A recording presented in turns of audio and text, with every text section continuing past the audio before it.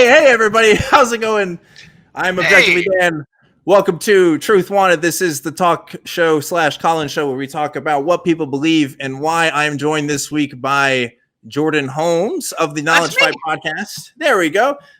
So I was just saying we are doing a Corona cast again. If you're looking in the archives and you're wondering what's up with the studio, I'm not in the studio. I'm at home in my apartment. Thankfully, we have our awesome volunteers at the Atheist Community of Austin that helped get this show set up for tonight. So thank you guys for that. Jordan, thank you very much. Yes, Jordan is the co-host of the Knowledge Fight podcast, a podcast that talks about a lot of things, but mainly focuses on Alex Jones and his shenanigans. Jordan, if you want to go ahead and tell us a bit more about the podcast. Knowledge Fight is a podcast where my friend and I, Dan Friesen, talk about Alex Jones. We recap episode after episode. We've been doing this for about 3 years, and we just take apart and pick apart every little awful thing that he does, which is nonstop. So, and this is the question that I think a lot of people have, which is why Alex Jones, and like, what's the, 2 or 3 episodes a week sometimes you guys do. I mean, like, what's the hyper focus with Alex Jones in particular that makes him worth having a podcast about? Well, with Alex Jones, it's a little bit like he is the propaganda launderer for more insane nonsense. Like, he takes what militia type sovereign citizen people believe and then launders it into like, Christians are really important, and you're like, well, that's white supremacy, and then it gets laundered again and again. And because he doesn't really care about what he does and he's really lazy, it's so obvious what the propaganda is. So if you analyze Alex Jones to a ridiculous extent, you can wind up discovering what everybody's propaganda plans are. And also, he says crazy nonsense. Why wouldn't you? Yeah, it's interesting you bring that up because I happen to be a fan of you guys' show, and so I hear all the stuff that Alex puts out there, and people like him. And when it comes to recently with the coronavirus stuff, I'm still out working as an essential worker right now, and I'm hearing some of these conspiracy theories that Alex and co are putting out there, and it's like I'm starting to see the origins of where some of the stuff is coming from, because and Alex himself doesn't necessarily write a lot of these narratives, but he is bringing them to the mainstream a little bit by kind of putting them out there on his show on InfoWars, and again, all the other people that are on InfoWars as well. Yeah, honestly, I don't think he writes anything. No. He hasn't come up with an original idea. I don't know if he knows how to read, and I absolutely doesn't know how to write anything. All of his articles are posted by Paul Joseph Watson or the more boring David Knight. The Owen Schroyer, the Cuck Destroyer, as he's known. Right. So that's the type of stuff that happens, and he just rips off the top of his head. So he'll get a headline and just go with it.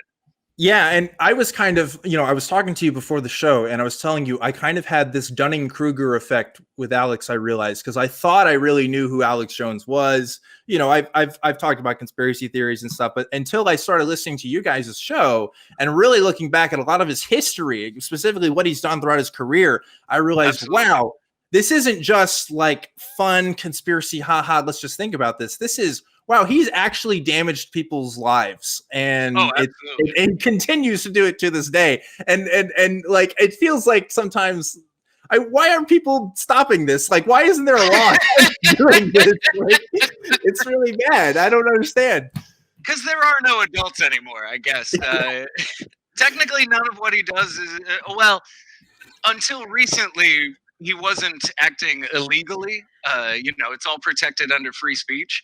Now that he's screwing people over and selling them fake coronavirus cures, the FDA is finally like, okay, we got to stop this shit. Yeah, so recently he got a cease and desist letter kind of from the FDA, and because he's been kind of putting some, like, he says that he wasn't putting out a cure for coronavirus on his show, but he kind of was, though.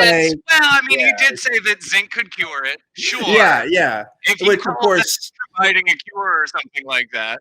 Yeah, which it's illegal to do because FCC rules, I think, and some other stuff. I don't know, because he does a public, well, not public access show, but he has a show. Basically, you can't make false medical claims to the extent that he's been doing. He's gotten in trouble for that, and a couple of other people have too, Jim Baker and such. So as long as those guys are getting taken down, I have no qualms. Yeah. I agree with you there. So, folks, I just want to remind you, we're using a different number for tonight. So if you pay attention to the number at the corner of the screen there, that's the one that we're using for this show. It's different because we're using a different Collins studio setup. We're using a different number. So please go ahead and let's start getting some calls in. As I'm talking to Jordan Holmes. Scary! No! I know. But hopefully, I can't wait to get back in the studio. I'll be honest. I really don't like recording in my apartment. It's not the best. But another, like, you guys cover all kinds of people. And someone who I've really wanted to talk about, but haven't had a good excuse to talk about until now is Carrie Cassidy from Project Camelot. And because it's like, again, we were talking about this before the show. There's people who know about InfoWars and Alex Jones, and then there's an even smaller circle in that Venn diagram of people who know about Project Camelot. And Project Camelot is it's InfoWars with aliens, really, right? Like that's like can you tell us, what do you think? InfoWars has aliens. What's true. Behind the globalists are interdimensional beings that are literally Satan. Also, furthermore, just so you know, the coronavirus is being used to create vampires. That's the issue there. Right. Carrie Cassidy, her brand of crazy is more pure. She's not trying to fight anything. She is right there saying that raptors will kill people for chocolate, and that is true. Yeah. So she doesn't give a shit. I heard this episode from you guys recently. She has been putting some stuff about the coronavirus, again, saying that it's something about how people in China, the Chinese government was locking up citizens who had COVID-19, and she took that that was it. That was the information. The government is locking people up, and she was like, you know what?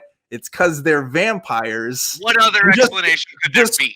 Ran with it, and it's I was laughing to myself when I was hearing this. It's like, how do you even make that jump? Like, I don't understand.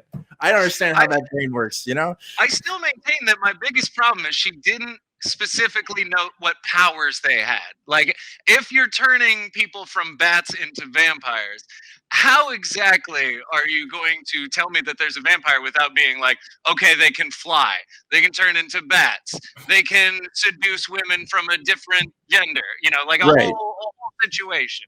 I get none of that. Yeah. So it's just people who drink blood in a room. Right, exactly. But more specifically about Project Camelot, I think the goal of the organization, well, I don't even know if it's an organization really. Is it just Carrie Cassidy and just doing her thing? Like, it's just her, right? Yeah. So it's just this one woman, Carrie Cassidy, who is a quote unquote journalist. I mean, she does interview people. But it's like the kind of interviews. I mean, if she's a journalist, then I'm a journalist because I'm interviewing you now, and it's on the same level. Like, that's how it is, right? And so she just gets all kinds of people. Some of them who've claimed that they've been super soldiers on Mars. Some of them who've claimed that the Iraq War is actually a battle with portals and raptors and all kinds of stuff. I mean, it's just a whole bunch of stuff that, if you believed everybody that came on, the narrative doesn't make sense. There's too many stories that just kind of all convolute together. But somehow she's still able to just have a cohesive thought process in her head on how it all works. I don't understand it. How dare you say cohesive? How dare you say that? It's that true. It's the worst word I've ever heard anyone use about Carrie Cassidy.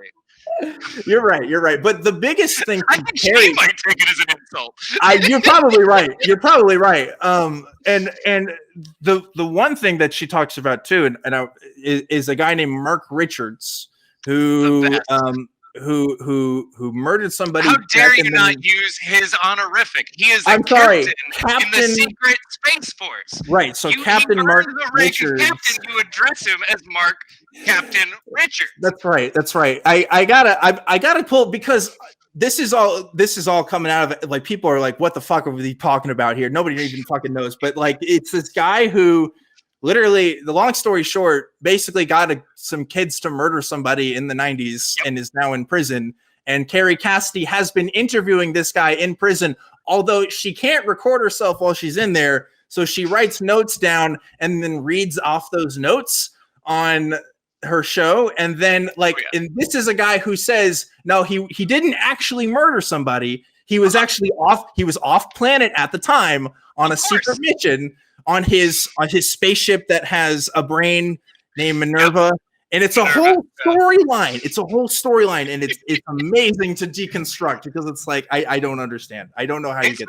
It's been going on for like 8 or 10 years, something like that. Her first interview was so long ago, and we covered her second interview with Mark Richards, and that was the one where she insisted that.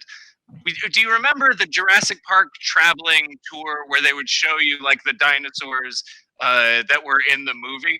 She insisted that the raptors, a space alien race, came down, who actually evolved from our raptors and then escaped on a spaceship to get away, then hyper evolved very quickly, and then came back to save their brethren, but then they didn't care.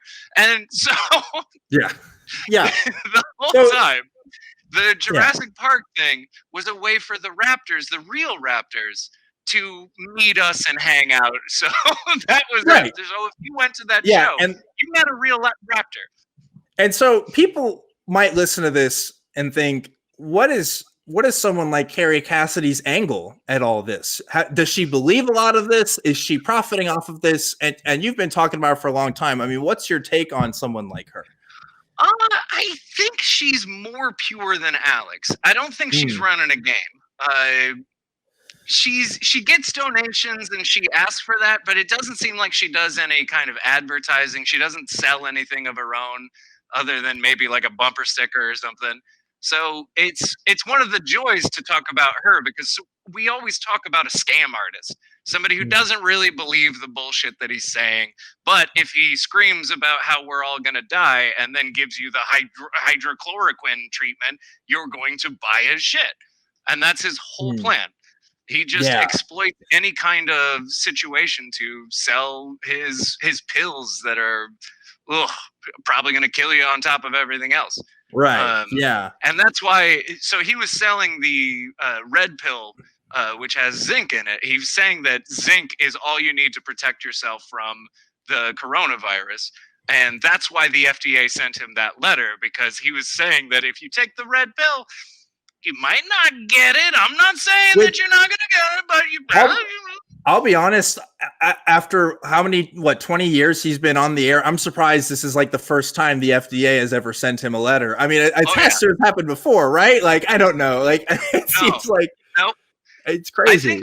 I think what's happening, I think what's really interesting about his demise, so to speak, is that it only happened really because Trump won. So when Trump won, he got so much attention for being the first lunatic to really jump on the train. And he had Roger Stone hosting with him at the time. So he got jumped into all this stuff. He got all kinds of attention on the bad parts and not just the, he's turning the frogs gay kind of stuff. And now people started paying attention whenever he's committing a crime. I think people just didn't care before. Yeah, he honestly, I guess people don't realize, like, he says on the show, like, oh yeah, he talks to Trump all the time, but he has had conversations with Trump, for sure. and has these connections to people like all over the place. And I think now that Roger Stone is going to jail, Roger Stone not as much anymore. Roger Stone not as much anymore, but like he definitely knows people. He definitely knows lots of people, and I think that's what intrigues me, again, because we talked about, like, it's not just Alex. It's an underground network of a lot of people spinning these narratives and all working in concert to do this stuff. And it's, you could study this stuff for hours and still not know all the links and where all the stuff is coming from. And I like that you guys spend time looking at it. So yeah. Well, one of his best friends is the creator of the Oath Keepers. So there's an underground that is like, let's start the Civil War any moment now. Yeah, people don't know what the Oath Keepers is.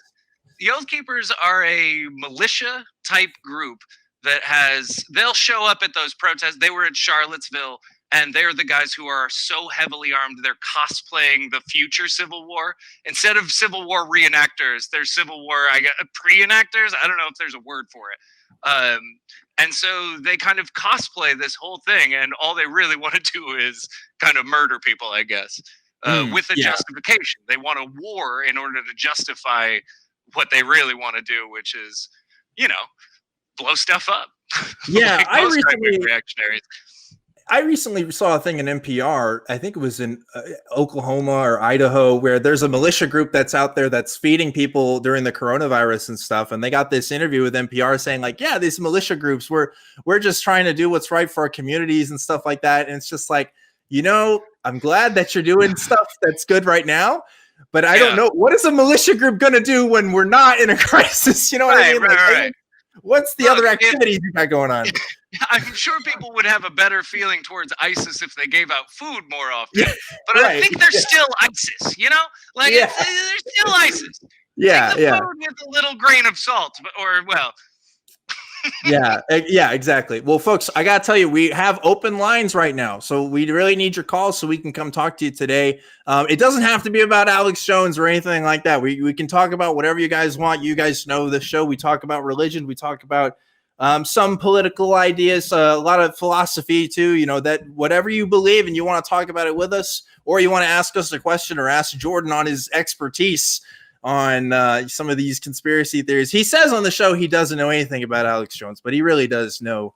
After 3 years of not knowing anything about Alex Jones, eventually you know something about Alex Jones. Eventually you get something. Hard to escape. Yeah. For sure. I did want to ask you, because you have an interesting history, I guess religious history that I wanted to kind of probe into a little bit, because I don't know what sect of Christianity you came from, but I know that you came from a pretty particular fundamentalist sect, right? Well, my parents, whenever I was growing up, my family was in a cult. They were in a hard right Bible cult where they lived out their whole crazy Bible beliefs like it's real. And that ended, but they didn't really kind of leave that type of faith. They couldn't stay in the cult because the leader contributed to the death of a child, and they put him in jail and the kid's father. But they've always kind of believed that far right biblical literalism, the earth is 6,000 years old, God hid the dinosaurs to test our faith, like that kind of stuff. Oh man. Yeah. And they visited the Noah's Ark, the recreation of Noah's Ark that that was built. Yeah, the Creationist Museum with Ken Ham. And his folks. Yeah, of course. Yeah. We know some guys here at the ACA that have gone to protests of that every year. I haven't gone myself, but it sounds like fun. I don't know, people having conversations out there. But take a tour of the boat. Why not? Why protest it? He's got a giant ass boat. What is he doing? What is he causing problems? He's just got a boat. Well, so Reese, I don't know if you heard about this. Reese, I think it was this was at the Ark Park. There was a kid that drowned there about a month or two ago, and he addressed it. He needed a fucking ark. Oh my god. Yeah, basically, but he really downplayed it and was like, the family still had a good time and the dad says he still wants to come back. I was like, what the fuck? A kid died at your fucking park and you're like, the family still had a good time? I feel like you don't look at the bright side. I think this is on you right now, Dan. Maybe. This is your fault here. You need to be more accepting and willing to view the silver lining of every drowning. I don't know. That's important. I don't know. It's really, but your story is interesting because you mentioned you had a prophecy talked about you. Yeah. What's So when my family was in the cult, my birth was prophesied. The cult leader said somewhere around December, when my mom was already 4 months pregnant, he said that in May there will be born a child named Jordan Benea. And so I was supposed to be born in April, so my parents were like, no big deal, I don't have to deal with this shit. And then I was 3 weeks late because they didn't believe in doctors anymore. So I was born in May, and they felt obligated to name me Jordan Benea. Now, the fun part of that is that there is another sect of the same cult in Washington State, Spokane, Washington, and they also heard that prophecy. So there are two people on this planet named Jordan Benea who were both prophesied, and I think it's obvious that one of us will die at the other's hand. I think that's there can only be one. It's Thunderdome. Yeah, we're gonna Highlander the shit out of each other. That's what's gonna happen. That's great. So when I first chose this moniker, Objectively Dan, I found out there was a guy out there named Allegedly Dave, and I was like, all right. Now we have some competition. I don't think I've ever really talked to him, but I've seen him. I've seen him out there. I just got correction from the crew here. It was actually the Dinosaur Adventureland, not the Ark Park where this happened at. In case you're looking at this story. Yeah, unlike InfoWars, we will correct our information when we get something wrong here when we're live. So I'll take that as it is. Yeah. Now I'm back in the same situation I am every other day. That's just radio host lying to me. That's all I get. I'm sorry. Like, see, now your co-host Dan is going to take this episode and he's going to take clips of me and he's going to see like this is where fucking Objectively Dan was fucking wrong and he's full of bullshit. Oh my god, that would be so funny if Dan got another guest host and just did an episode on us show and then ripping me to shreds. Obviously this is terrible. Nobody is calling in. So clearly I am fucking up your show. Well, we do have some calls actually, so I do want to get to some calls if you're ready to start talking to people. Sure. I'll take calls.